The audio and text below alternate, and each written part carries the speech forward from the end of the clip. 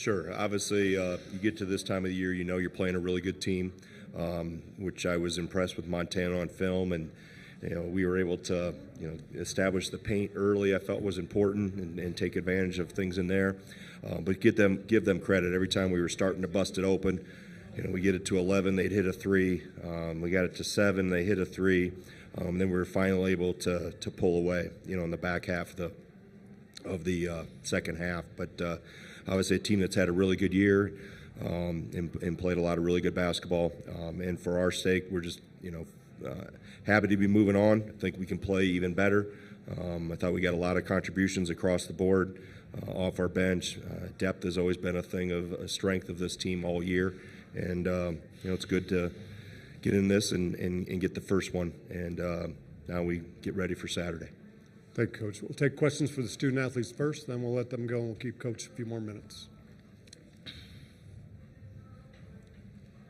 Over here. Go ahead. Kyle Newman from the Denver Post. How does this feel in this year compared to last year, and does this one kind of take away or erase some of that disappointment from last year? Yeah, no, for sure. I think, like you said, we were trying to get that taste out of our mouth of last year, and I think this game did it. And like Coach said, I think everyone contributed, which is almost feels better when everyone gets on the box score. So I just thought it was a great team win. Over here. John, Mark Stewart, Milwaukee Journal-Sentinel.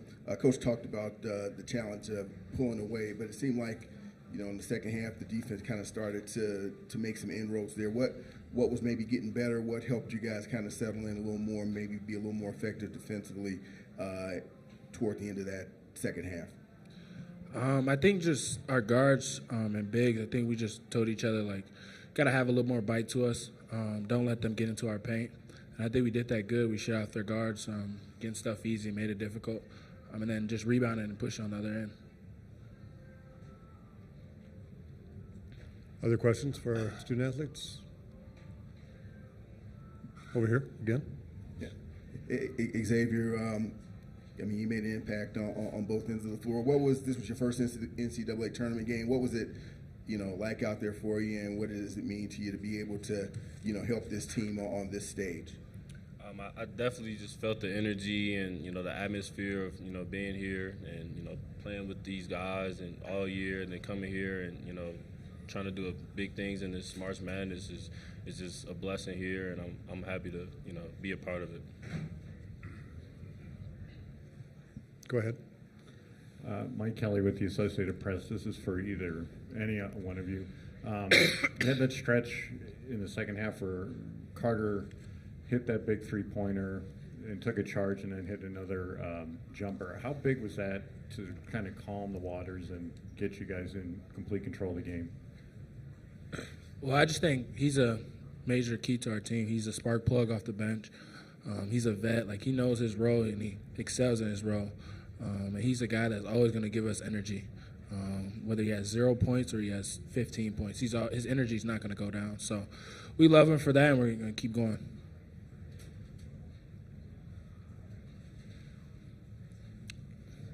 Okay, back there to the right. David Giardino, Wisconsin Student Radio. John, you took the Money Williams assignment tonight. He's a guy that's really good at getting to his dominant hand, but you did a good job forcing him back right. Can you talk through that assignment a little bit? I just looked over the film. He's a great player, and he's been getting it going lately in these last 5 games. And I just tried to make everything difficult for him because a guy like that, he's just a hooper. If he, gets in a rhythm, it's going to be hard to stop him. So my coaches set me up with a good plan to try to stop him, try to get him from not going off. So, yeah. Anything else for our student athletes right here? Hey, Stephen Conlon from the Denver Post. Tell me about in the second half. Seemed like you really kind of found your rhythm inside. Obviously, they're two big guys, put up a fight in that first half despite the size advantage. But how did you feel like you were able to kind of find that rhythm in the second half? I think I got to give credit to my coaches and my teammates for being on me about staying aggressive. Like you said, in the second half, finally got it going a little bit inside. And obviously, we knew we had the size advantage, so that was one key emphasis that we wanted to take advantage of. And like I said, credit to the coaches and my teammates for giving me the ball. Greg, Mark Stewart from Milwaukee Journal-Sentinel again. As far as Xavier goes, obviously he's been a guy that's been in the rotation, pretty much all year.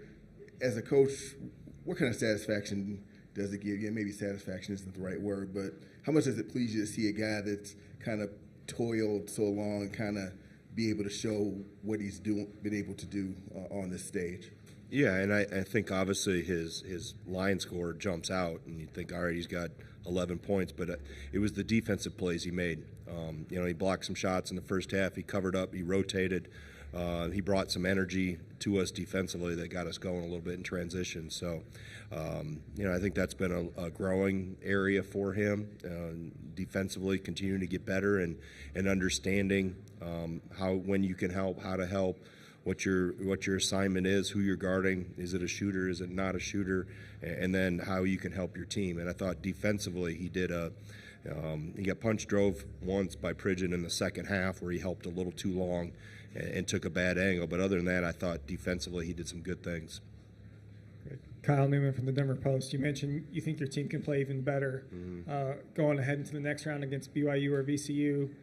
Where do you want to see cleaned up a little bit to maybe see this team get on a roll in this tournament? Yeah, I think we had a couple careless turnovers at times, and we had two late there in the last minute, 2 or 3. And as a coach, I'm always, my expectations are never met in that regard. So I always want us to take care of the ball. I think we can. We were a little choppy at times offensively in the first half, and I don't know if JT really got going. Tanjay got to the line. I think we'll shoot it better. I think and just get into a rhythm. I think this one was a grinder, which we felt it would be with how Montana plays and how good they are defensively at plugging the lane and not getting spread out. So. I think just even getting through this first game, a game under their belt is always important. And now you want to take another step because you're going to be playing an even better team regardless of who it is on Saturday. Over here. Coach Mike Kelly from the Associated Press. I wanted to ask you about that sequence Carter had in the second half. How much do you think that contributed to you guys being able to settle things down and take control? Yeah, that was huge. I mean, he's done that all year for us. He's made big plays. We've had other guys make big plays at big times, and I think our bench has been one of our strengths throughout the year. We've gotten great contributions off it. You saw Amos tonight. McGee's done that throughout the year. Janicki's done it at times, and then obviously Gilmore. So they know. I don't want them to be bashful. I don't want them to be passive. I want them aggressive when they come in, and obviously Carter took advantage of his opportunities there, and then we went right back to him on another little post play, and he scored on that too. So, when he's got some confidence going, it's good that his teammates find him. Wait till you're right, Coach. Go ahead. David Giardino, Wisconsin Student Radio. Obviously, Montana top 10% in the country in spot up threes this year. Shot 45% in the first half, under 20 in the second half. Was that a message in halftime? What was the game plan around that in the second half? Yeah, it was. I mean, we talked about that. Thought we gave up a couple stare down threes where we didn't close with enough sense of urgency, and we didn't come out with hands up and contest. So we talked about that, of not giving stare down threes and making sure the guys that we've identified as shooters, we got to get them off the line and stay hot on them. So I thought we did a better job. Kai Johnson got loose on us once on an out-of-bounds play. We took the wrong route, chasing a screen, but I thought we were better. We were more aggressive into the ball, which helps, get shooters off the line.